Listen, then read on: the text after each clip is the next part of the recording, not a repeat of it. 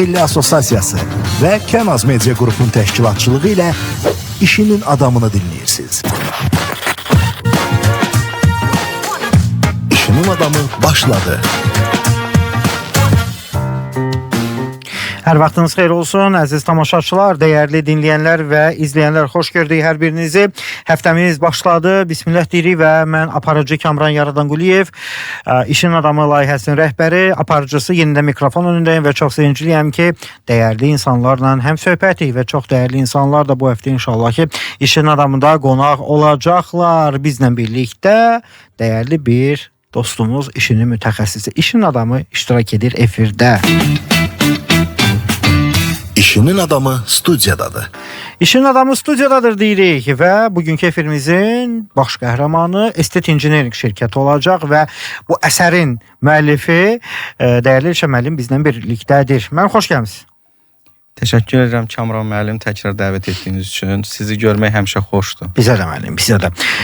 Biz bugünkü efirimizdə xüsusi mövzu başlığı olaraq çox sağ olun ki, ümumiyyətlə həm bu təklifi danışa biləcək qədər savadlı, idarəçi, təcrübəli birisiniz və çox sağ olun ki, ümumiyyətlə bu mövzuya toxunmaq da okey verdiniz. Son dönəmlər təəssüflər olsun ki, biz istər bugünkü hadisə olsun, Nərimanov ərazisində yerləşən ofisin partlayış məsələsi, yanğınlar, elektrik cərəyanları, xoşa gəlməz, arzu olunmaz, can alanla bu hadisələr olur. Ümumi bu haqda bugün danışacağıq. Bu sahənin çox incə detallarını siz yaxşı bilirsiniz, amma ondan əvvəl bir şirkət haqqında məlumat verməyinizi xahiş edərdik ki, Estet Engineering nə vaxtdan başlayıb fəaliyyəti və hansı işlər görür? Buyurun. Təşəkkür edirəm təkrar. Azərbaycanda bizim yetəri qədər çox güclü mütəxəssislərimiz var.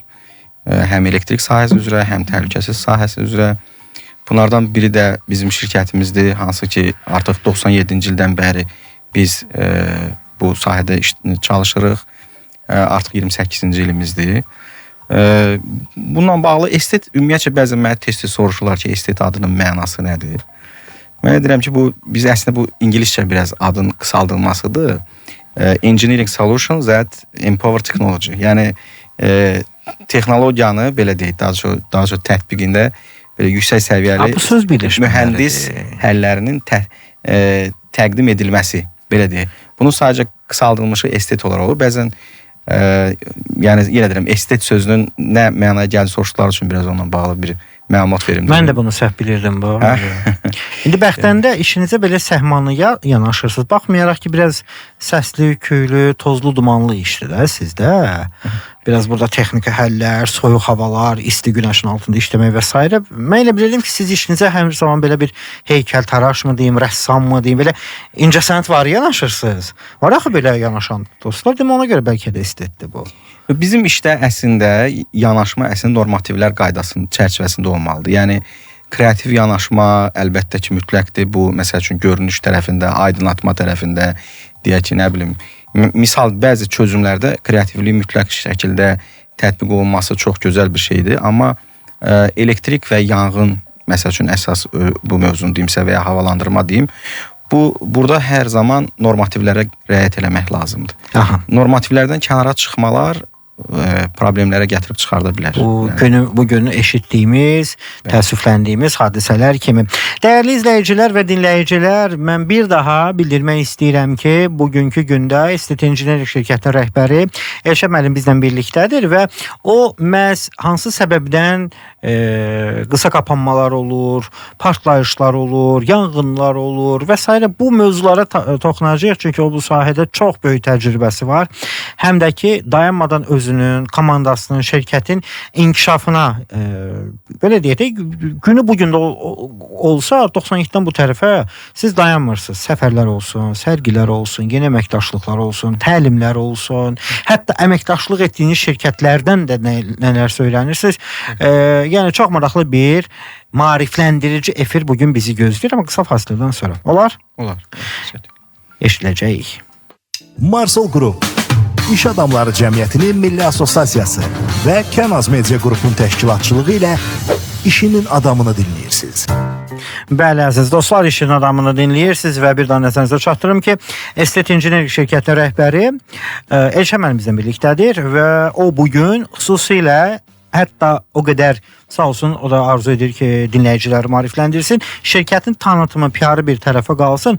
Bugün adətən o mövzulara toxunacağıq ki, niyə xüsusən də belə qış aylarında bu xoşa gəlməz hadisələr olur. Yanğın olsun, qaz sızması olsun, partlayışlar olsun və s. Ay müəllim, siz bilərsiniz, bu hadisələr niyə olur? Kamran müəllim, mən belə bir şey deyim. Biz əslində bundan niyə daha çox məlumatlıyıq, belə deyək. Yəni özümüzü çox üstün səviyyədə bir mütəxəssis kimi deyil, daha çox bu işlərin içində olan, illərdə bu işlə məşğul olan insan kimi. Biz layihədən başlayıb açar təhvili dediyimiz kimi layihələrdə iştirak edirik deyə. Orada bəzən bu çətinlikləri, bu problemləri görürük. Yəni əslində bəzən olur ancaq layihəni çəkirik, bəzən olur həm layihəni çəkirik, həm işi icra edirik və işi təhvil veririk. Bəzən olur kimsə başqası icra edir bu layihələri. Aha. Yəni bu layihə dövründə məsəl üçün mühəndislər tərəfindən mən inanıram ki, yəni bu Azərbaycan Respublikasının Fövqəladə Nazirliyinin layihə ekspertiza institutu var. Bu institut sizin layihələri mütləq şəkildə incələyir. Bu belə deyək, layihəni çəkən şirkətin mütləq şəkildə lisenziyası olmalıdır. Və o layihəni onlar təsdiq edirlər. Belə deyək, yəni normativlər çərçivəsində olmasına Azərbaycan Respublikası dövlət olaraq buna çox ciddi nəzarət eləyir. Layihələrimiz belə deyil. Onda götürək ki, layihələrimiz əslində səhv olsa belə keçmir. Yəni dövlətin çox ciddi nəzarəti var bu məsələyə, haqqına. Bəli. Bundan sonra ikinci etap artıq başlayır icra məqamı. Orada ki, artıq bu layihələr başlayır icra olunmağa. Burada iki problem qarşıya çıxa bilər. Birinci problem əslində nədir ki, layihədə müəyyən bir dəyişikliklər ola bilər. Məsəl üçün də adam icra zamanı... Gizlin yoxsa açıq? Yox, yəni məsəl üçün deyək ki də, misal üçün siz təyinat olaraq bu yeri yaşayış olaraq nəzərdə tutmusunuz. Məsəl deyək də, səhərsi gün burada hansısa bir ofis kimi tətbiq olunacaq və istifadə olunacaqsa, oradakı olan elektrik yükündən, deyək ki, ofisdən hətta tətbiqindən asılı olaraq, misal deyək də, elektrik yükündə ciddi dəyişikliklər olur. Aha. Yəni, və yaxud da ki, hətta belə deyim, siz onu, misal deyək, o sadə bir ofis kimi, iş yeri kimi nəzərdə tutmuşsunuz, siz orada restoran açırsınız. Bu restoranın və ya deyək ki, məsəl üçün, ofisin və ya mənzilin elektrik yükləri bərabər deyil heç vaxt. Yəni, çox fərqlidir. Məsəl üçün, çox ciddi, kəskin fərqlər əmələ gəlir. Bu fərqlər də əslində başdakı layihədə nəzərdə tutulur. O elektrik məsələsini kim ölçür adətən? Yəni, belə deyək də. Sizin kimi şirkətlərmi, yoxsa dövlət deyir ki, bu qədərdir burada ümumiyyətlə. Bu hesablamalar necə aparılır? Layihədə əslində siz təyinatı verirsiniz. Siz deyirsiniz ki, məsəl üçün, mən buranı restoran kimi tətbiq eləməyəcəm, restoran kimi istifadə eləyəcəm. Daha doğrusu, mənə buna görə layihəni çəkin. Bunun içində artıq mətbəx avadanlıqları deyək, havalandırması deyək, elektrik gücləri deyək, bunların hamısı alınır, bir yerə toplanılır və bunun nəticəsində bir layihə ortaya çıxır. Və bu layihə sonra uyğun olaraq yerində tətbiq olunur. Layihədə ki, belə deyək, çertözlara uyğun olaraq yerində tətbiq olunur. Aydındır. Belə deyək, yəni sıfırdan əmələ gəlmir. Bunlar hamısı, yenə dediyim kimi, normativ, məlumat, müştəri tərəfindən gələn, belə deyək, tələb, bunlar hamısı bir yerə yığılır və nəticədə layihə əmələ gəlir. Amma yenə deyirəm, icra zamanı gedən dəyişikliklər əslində mütləq şəkildə layihədə öz əksini tapmalıdır. Çoxu da demir bu icra zamanı gedən dəyişikliklər. Mən belə nəticə çıxır ki, əslində, yəni ki, bizim bu qədər problemlərin əmələ gəlməsinin birinci səbəbi ondan ibarətdir ki, yer ola bilər ki, misal üçün deyirəm, gücü həmən nəzərdə tutulmuş yükdən çox yüksəkdir. Yəni, layihədə mütləq şəkildə olaraq bunlar nəzərə alınmalıdır.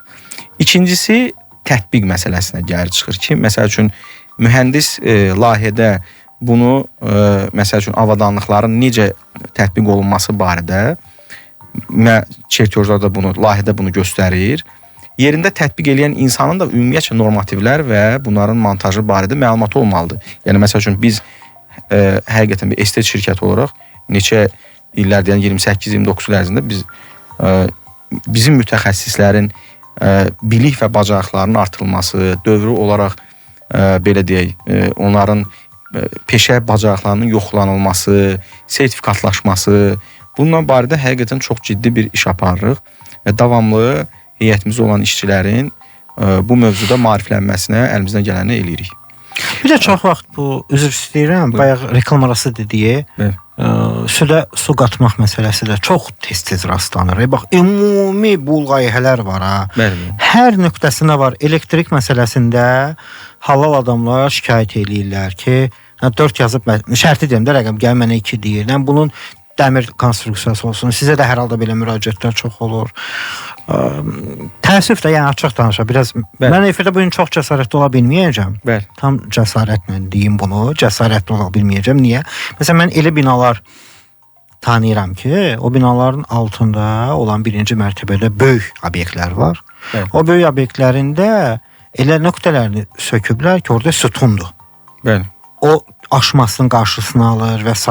İndi siz daha yaxşı bilərsiniz. Bəli. Ani belə bir zəlzələ falan olsa, bina uçacaq. Çox risklidir, amma nə olacaq? Deyib, indi oranı belə deyim də, əməli belə obyekt deyiblər, belə restoran və s. Demək fikirdə deyə bilmirəm də bunu da. Heç belə kənarda deyə bilmərəm də, elə belə mötəbər şəxslərin bu obyekt onlarındır ki, yəni nəyimə lazımdır deyirəm. Amma bir tərəfdən də adam belə qalır ki, bu necə risk edirlər bunu?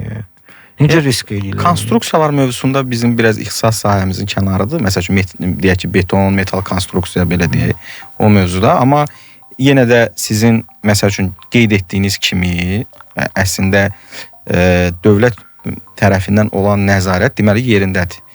Deməli, bu vaxtı ikən, bu bina tikilərkən həmən beton, həmən belə deyək, rigel, belə deyək də, indi mən onları tam ola bilər, yenə deyirəm, mən o sahədə mütəxəssis deyirəm, demək ki, yerindədir.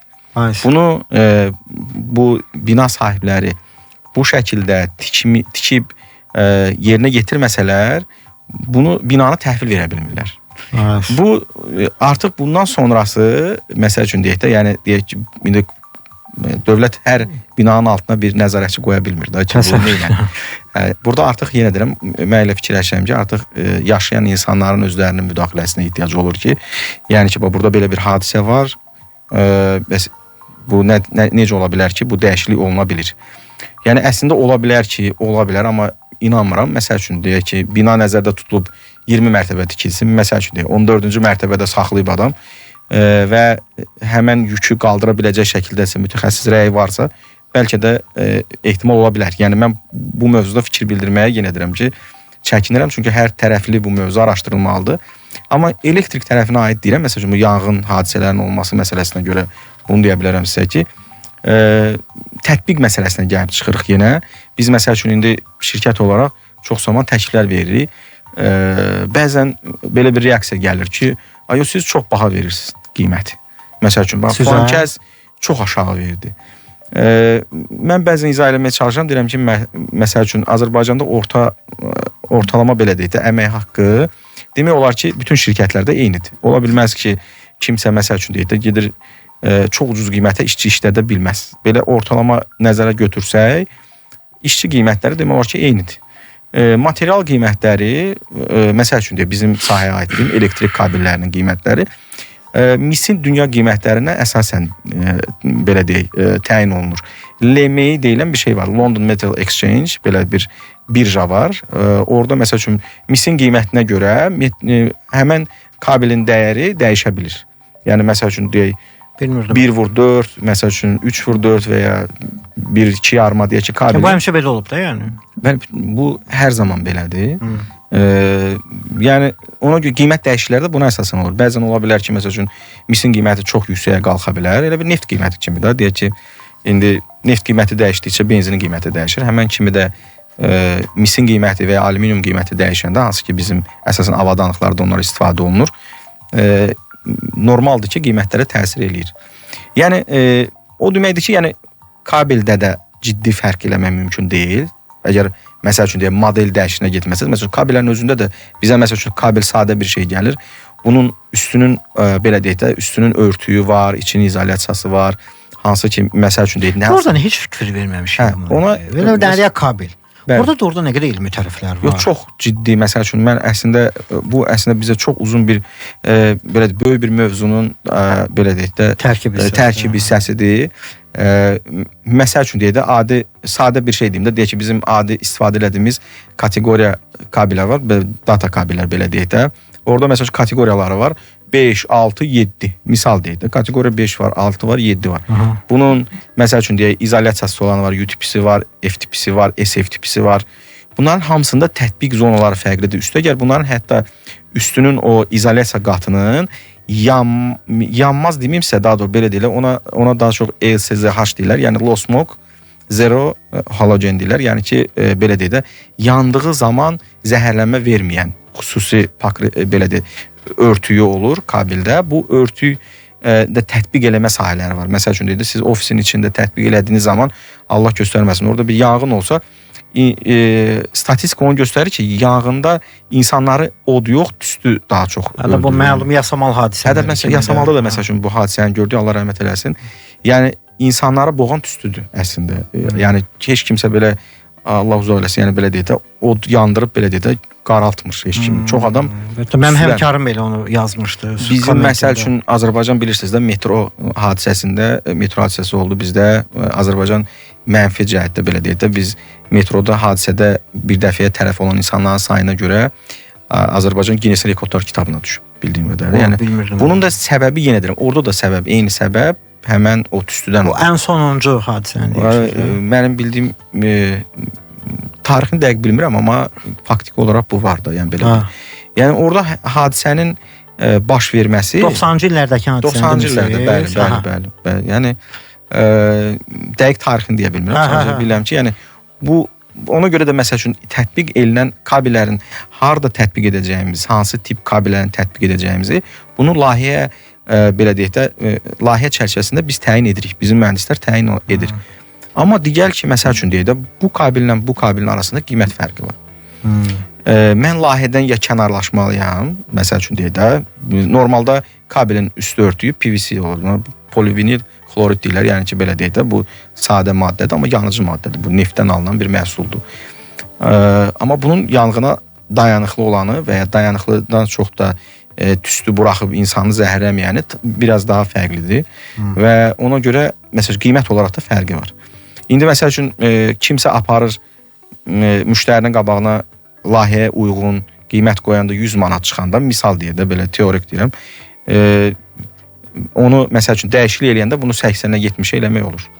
O aradakı fərq? Bəli. Aradakı fərq əsasən demək olar ki, insan ömrünə bədəl bir fərq də belə baxanda. Bəli. Mən bəzən məsəl üçün yəni bu günləri kabel fabrikləri məsəl üçün istehsal eləyəndə normativ çərçivəsində istehsal elədiyini düşünürəm.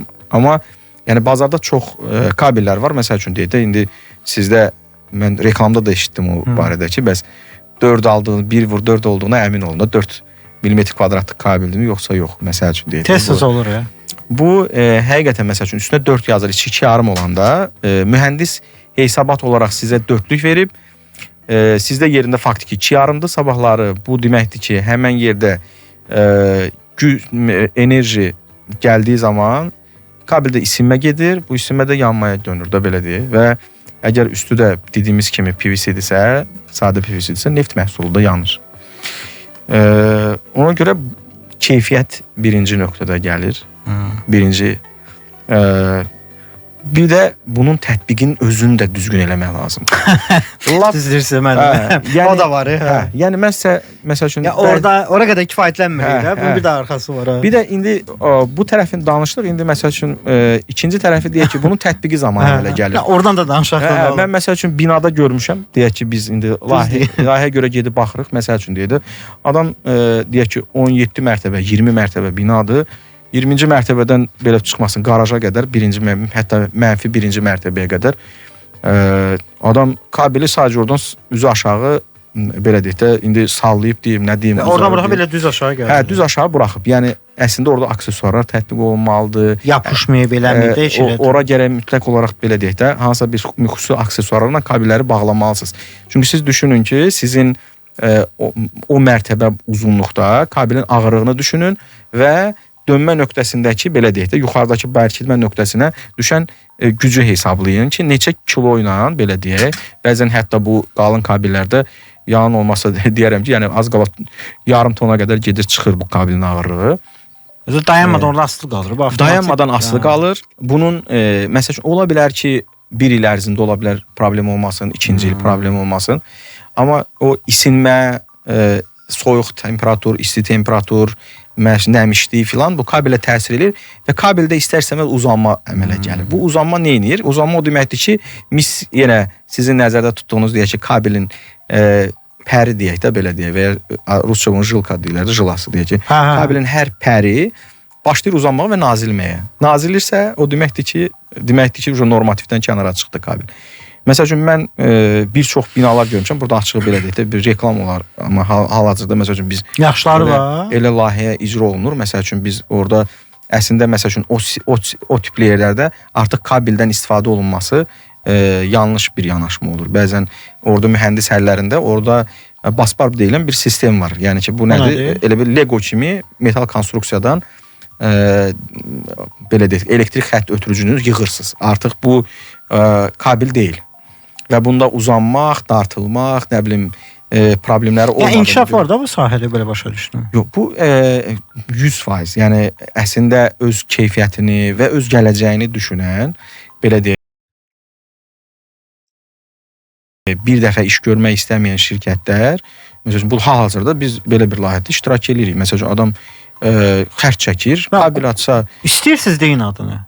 Yəni, mən çox hörmət edirəm. Ciddi işin haqqını verən şirkətlərə, yəni biz niyə qalmışıq? Yasamalda bir bina deyim, belə deyək də, yəni ki, şey olmasın, Avant Park layihəsi, belə deyim, yaxşı. Yəni, Avant Park layihəsində, məsəl üçün, adını deyək onda. Məsəl üçün, mən şəxsən o insanların keyfiyyətdən qaçdığını görmədim. Yəni, elektrik xəttində, məsəl üçün, yanğın siqnalizasiya sisteminin tətbiqində, məsəl üçün, deyək ki, bütün normativlərə və qaydalara riayət eləməyə çalışırlar. Nə gözəl. Belə insanların, belə şirkət olmağı bizi çox sevindir. Mən həqiqətən yenə deyirəm, çox sevindim. Yəni bizdə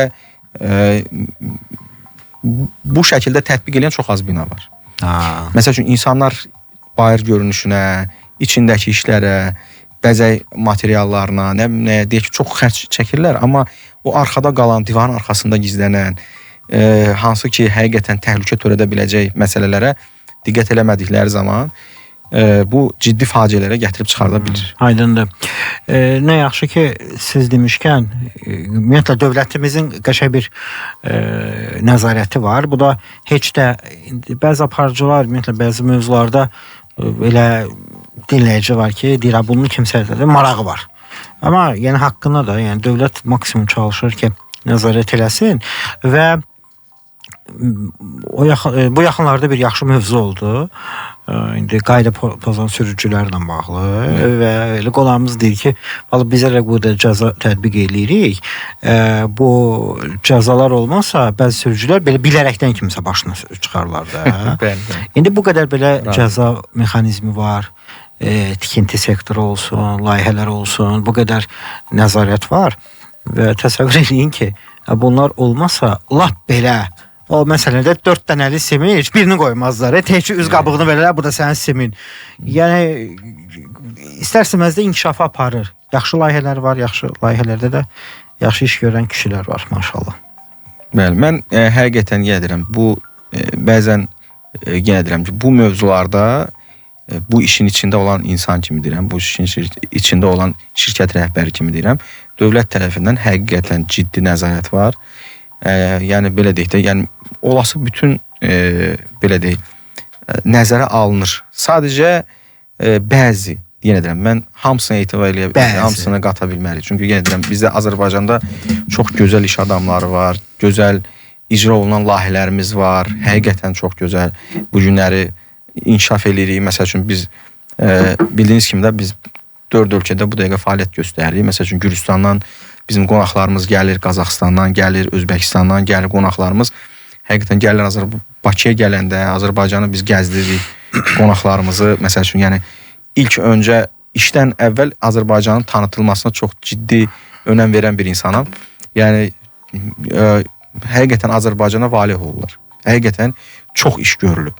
Sadəcə bəzi məqamlarda yenə deyirəm, biraz daha deyək ki, sıxmağa getsək, məsəl üçün hansı reaksiya ola bilər. Bəzən misal deyək də, insanların özünün vicdanı məsələsi var. Yəni dediyim kimi də hər binada, hər yerin, hər işin başına bir dövlət nəzarətçisi qoymaq mümkün deyil.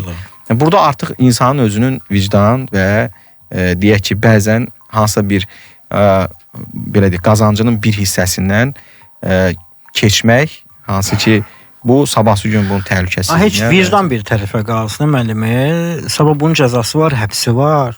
Yəni mal dövlətin gedir, sənin imicin ölür. Belə. Adi yanğın siqnalizasiya məsələsi barədə danışım. Məsəl üçün bizim indi burada önəmli şeylərdən biri də odur. Məsəl üçün deyək də, bu yanğın hadisəsi baş verib, tüstülənmə var. Məsəl üçün mən Yasamalda gördüyüm videoda görürəm. Yəni həqiqətən bina həddən artıq tüstü ilə doluydu, amma mən orada hətta bir jurnalist var idi, səhv eləmirəmsə, telefondan çəkiliş eləyirdi, qapını filan açdı.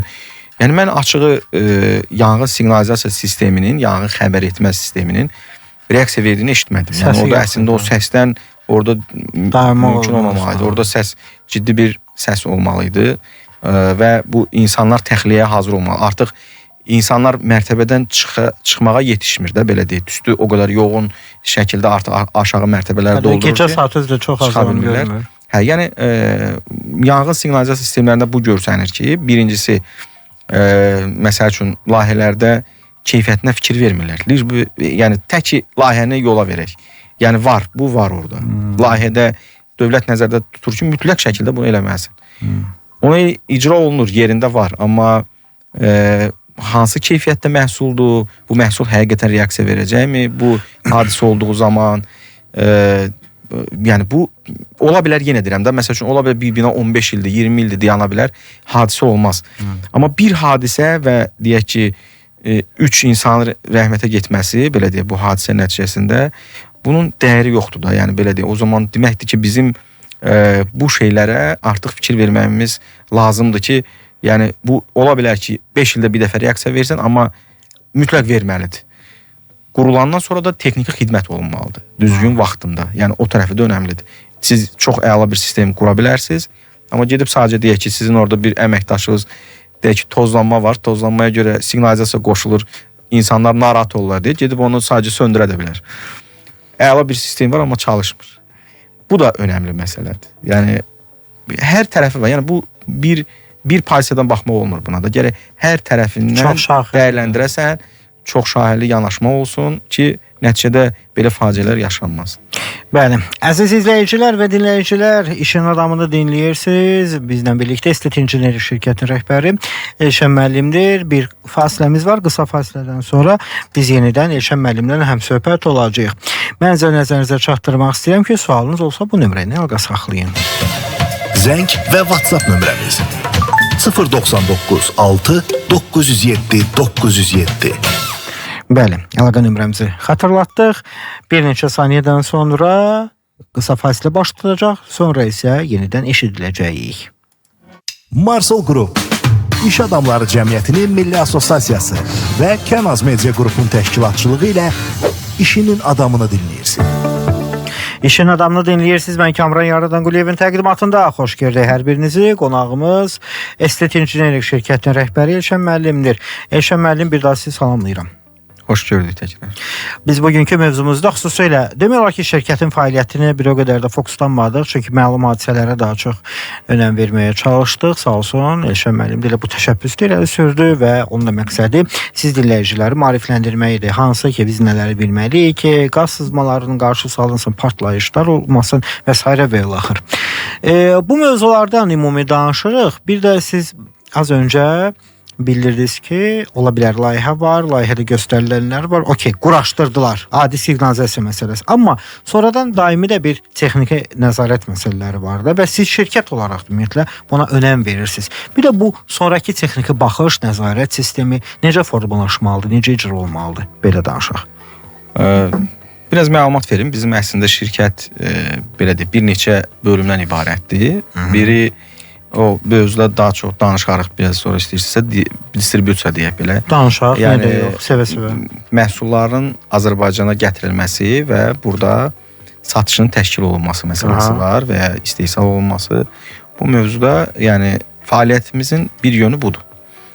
Yəni ambarda məhsulumuz var, müxtəlif şirkətlərin istehsalı belə deyək və keyfiyyəti və sertifikasiyası tam olan, bütün testləri keçə bilən avadanlıqları Azərbaycana gətiririk. Bunlar Almaniyanın məsələn Asman şirkətidir. Onun Digitus brendi artıq Azərbaycanda yetəri qədər bizim sahədə olan insanlar arasında tanınır. Almaniyanın şirkətidir bu. Yəni Almaniyanın Asman şirkətidir. Stuttgarta yaxın Lüdenscheid deyilən bir şəhər var. Mərkəzləri oradadır. Fərqli yerlərdə də istehsalat yerləri var. Belə deyək. Bu məhsullar yetəri qədər artıq Azərbaycan bazarında özünü tanıdıb, istifadə olunur. Həm qiymət, həm də keyfiyyət olaraq belə deyək də ən gözəl belə deyək də uyğun qiymət, yüksək keyfiyyət belə deyək. Hamının arzuladığı məqamda. Yəni, belə məhsullarımız var. Məsələn, Asman o məhsullar deyək ki, biz layihəni biz çəkdik. Siz tətbiq etdiniz bizim məhsulla və ya biz tətbiq etdik, fərqi yoxdur. Siz tətbiq edə bilərsiniz. Tətbiqin nəticəsində biz testləri eləyirik. Biz belə deyək, Alman şirkətinin burada bizim mühəndislər onların mühəndisləri sayılır, belə deyək. Bizim test nəticələrini və raportları, layihə barədə informasiyanı göndəririk istehsalçıya. O istehsalçıdan birbaşa sizə 25 illik zəmanət gəlir.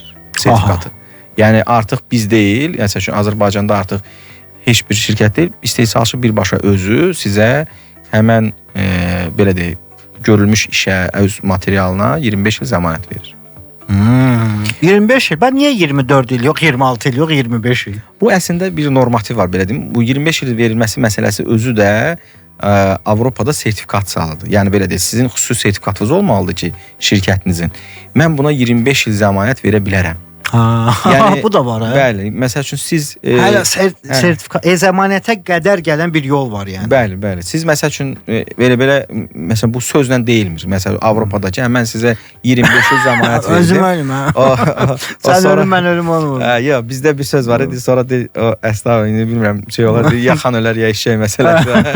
Elə bir şey yoxdur. Yəni əslində sizin 25 il sözünü deyə bilməniz üçün Avropada sizin məhsullarınızın da o 25 il zəmanəti verə biləcək keyfiyyəti qarşılaması lazımdır.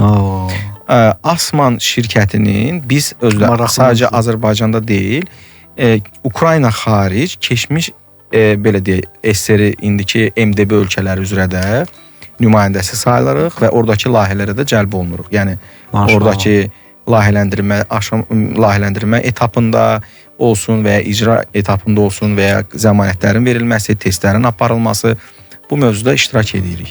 Siz şirkət olaraq çalışırsınız ki, münasib qiymət olsun, əla keyfiyyət olsun, okey, bildik. İndi yəni bu şirkətlər də hər şirkətlə çalışmır da, hər qapını döyənlərdən. Siz estet injinerik olaraq da çox güclü xarici şirkətlərlə əməkdaşlığınız var müxtəlif sahələrdə. Okey, bir çoxunun elə efirdə adını demişəm. Onların belə deyək də, Əziz Xələf nümayəndəsi olaraq o həddə çatmağınız üçün şirkət olaraq nələr edirsiniz, etməlisiniz və etmisiniz? Mənim əslində belə bir şey deyim. Bizim əslində belə deyək, üstünlüyümüz deyək və ya əslində bu markaların bizdə olmasının səbəblərindən biridir. Bizim artıq uzun illər bu sahədə olmağımızdır. Yəni belə deyək də, elə bir istehsalçıların sayı çox dəyişmir əslində, belə də məşhur istehsalçılar. Bu istehsalçılar sadəcə çalışırlar ki, seçdikləri şirkətlərdə onların təbii ki kriteriyaları var. Məsəl üçün mühəndis heyəti, bazası, satışdan sonra əvvəl dəstək, satışdan sonra dəstək, texniki xidmət. Bunlar hamısı önəmlidir. Bunlar olmadıqdan sonra siz ən keyfiyyətli məhsulu belə təqdim eləmiş olsanız, istehsalçı olaraq, deyək ki, Azərbaycanda hər hansı bir başqa bir şirkətə verdi. O şirkət gətirdi, məhsulu verdi, bir dəfə quraşdırdı və çıxan problemi arxasınca getmədi, problemi çözmədisə, sizin ən keyfiyyətli məhsulunuz Azərbaycanda bazarında belə deyək, keyfiyyətsiz məhsul kimi tanınacaq. Məcbursunuz da, yəni belə deyək, sizin məhsulun keyfiyyətlidir, amma olacaq. Mən aldıqdan sonra 1 ildən sonra bu məhsulda bir problem çıxdı və ya 5 aydan sonra bir problem çıxdı ki, normaldır. Məsəl üçün, mən bəzən deyirəm, onu misal gətirim, deyirəm, Mercedes də xarab olur, BMW də xarab olur, yəni belə deyək, yəni indi insanlar bizim məhsul yendirəm, görsənmir deyə çox vaxt öndə olanda bizim məhsullardan məlumat vermə belə çətin. Ona görə məcbur gündəlik istifadə etdiyimiz məhsullardan, keyfiyyətinə güvəndiyimiz məhsullardan məlumat verirəm. Amma əsas olan, önəmli olan o yaranmış problemin arxasında dururmu şirkət, yoxsa yox? Yəni bu zəmanətin arxası doğrudan mı verir? Bu zəmanəti gətirib həll edirmi? Zəmanət çərçivəsində olan problemləri həmən şirkət çözürmü, yoxsa yox? Önəmli olan budur. Gör nə qədər azalıb ki, belələri artıq bunun özü həqiqətən də satış səbəblərindən, güvən səbəblərindən biridir ki, yəni bu adam, bu şirkət bu işin arxasındadır. Məsəl üçün bizim bizimlə işləyən markalar hansı ki biz Azərbaycanda təmsil edirik hal-hazırda. Bunlar müxtəlif sahələrdir. Məsələn, struktur kabelləşmədə dediyim kimi Asman Alman şirkətidir. Yanğın siqnalizasiya, yanğın xəbər etmədə biz təqdim etdiyimiz Kofem şirkəti var, İspan şirkətidir. Türkiyənin Alfa Max şirkətidir. Hər gün hamısından danışıram. Bunların da bu şirkətlər də məsəl üçün deyək, yanğın siqnalizasiyasında IN deyilən bir standart var, IN 54 standartı məsəl üçün. Yəni bu sertifikasiyası olmayan məhsulla biz işləmirik.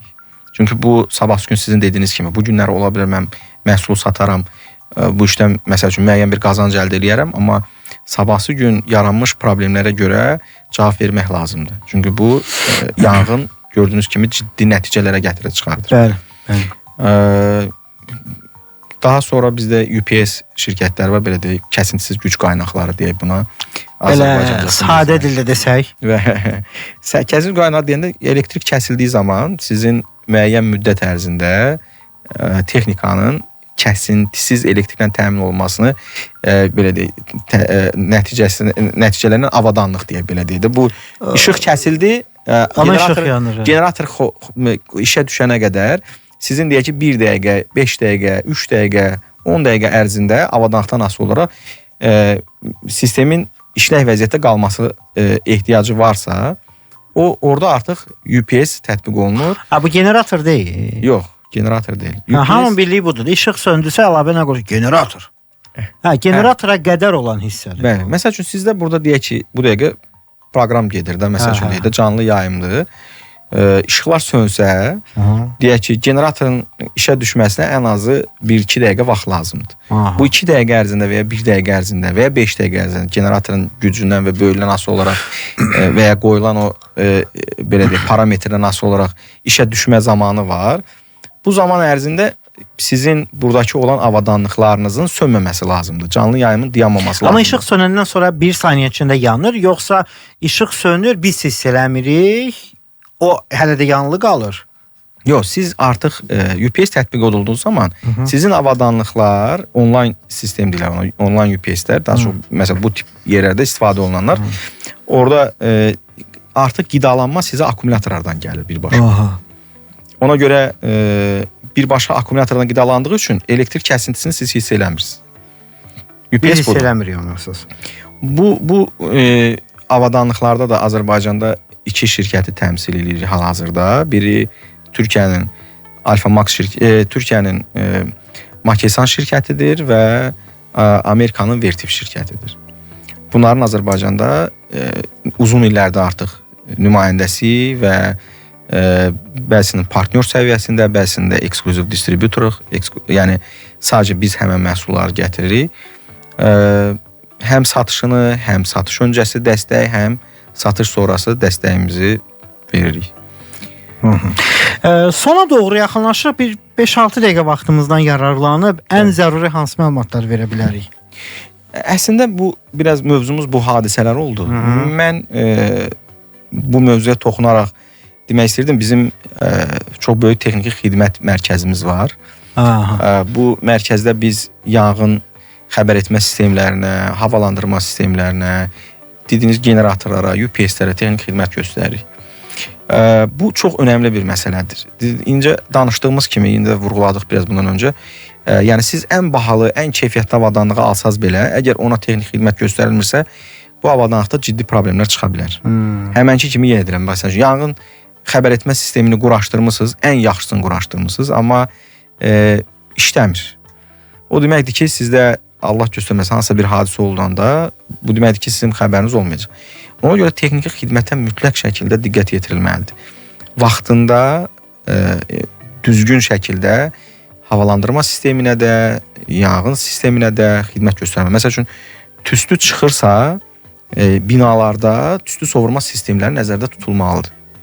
Və layihələrdən bu heç bir şəkildə keçmir. Mən bilirəm ki, Fövqəladə Nazirliyi belə layihə institutu 100% binalarda bu tüstü soğurma ilə bağlı ciddi tələbləri var. Bu həm şaxtalardır, həm deyək ki, orada xüsusi belə deyək fan deyək, ventilator deyək, bunu qurğular durur hansı ki, bunu sorub çıxartmalıdır. Məsəl üçün sizin tüstü qalmasın da. Tüstü qalmamalıdır, bəli. İnsanları yenə deyirəm, insanlara zəhərləyən tüstüdür. Bu təxliyə olunmalıdır, belə deyək. Əgər düzgün təxliyə sistemi işləmirsə, sizin havalandırma sistemi dayanmırsa, ki havalandırma sistemi sönməlidir o momentdə. Niyə görə? Düşünün ki, bu kabab pişirmişsiniz də, məsələn, deyək ki, siz onu bir şeylə hava verdiyiniz zaman, belə deyək də, yelpiklə, belə deyək, biz el arasında desək. Yəni, ora nə verir? Biz oksigen veririk ora ki, o alışsın. Daha çox yanır o zaman, görürsünüz, yəni qızarır. Yəni, indi düşünün ki, sizdə bir yanğın hadisəsi var və sizin havalandırma sistemi dayanmır. O bilməyərəkdən daha da pis. İçəri təmiz hava verir, oksigeni verdikcə sizin yanğın daha da güclənir. Yəni, xidmət önəmlidir. Xidmət çox önəmlidir. Yenə deyirəm, düzgün, keyfiyyətli məhsul alınmalıdır və düzgün yerində tətbiqi düzgün olmalıdır alınan məhsulun. Bu birinci. İkinci də quraşdırdıqdan sonra da periodik olaraq istehsalçıların qoyduğu tələblər var. Buna mən deyə bilmirəm də, məsəl üçün deyək ki, hər ay buna xidmət göstərməlidir. Belə bir şey yoxdur. İstehsalçının qoymuş olduğu tələblər var. 6 ayda bir dəfə, sezonda bir dəfə, məsəl üçün dedin, 4 ayda, kvartalda bir dəfə. Yəni bu şəkildə buna önəm verib, buna diqqət yetirmək lazımdır ki, sabah bu kimi hadisələr baş verməsin, bu kimi faciələr olmasın. Aydındır. Elşən müəllim həqiqətən işin adamıdır. Çox sağ olun, var olun. Çox xoş oldu belə bir xeyli məlumatı əldə etdik. Yenidən həm də ki, bilənlər də öz məlumatını yeniləmiş oldu. Sonda nə demək istəyirsiniz müəllim? Mən təkrar təşəkkür edirəm sizə dəvət üçün. Son olaraq da bizim açıq deyim, bu son hadisələrdə vəfat edən insanlar var. Onlara rəhmət diləyirəm. Bugünkü mövzumuz bu hadisələrlə bağlıdır. Yaralılar, hər halda xəsarət alanlar var bildiyim qədərlə. Allah şəfa versin. Allah onlara şəfa versin. Və insanlarımızı məsuliyyətə tələb edirəm ki, məsuliyyətli olsun. Dəvət edirəm ki, məsuliyyətli olsunlar. Yəni, hər xırda bir diqqət eləmədikləri bir mövzu əslində bizim üçün çox xırda olan bir mövzu. Sonradan insanların həyatına başa gələ bilir. Bəli. Buna diqqət eləyin. Belə, əziz dostlar, inşallah xeyir xəbərlər eşidək, şəfa arzu edirik həm də ki, bu dəqiqə müalicə alanlara. Elşən müəllim Estet İnjinerin rəhbəridir, çox maraqlı söhbət etdik və həqiqətən işin adamıdır. Mən Kamran Yaradan Quliyevin təqdimatına sabah yenidən eşidilərik. Bugünlük isə İşinin adamı bitdi.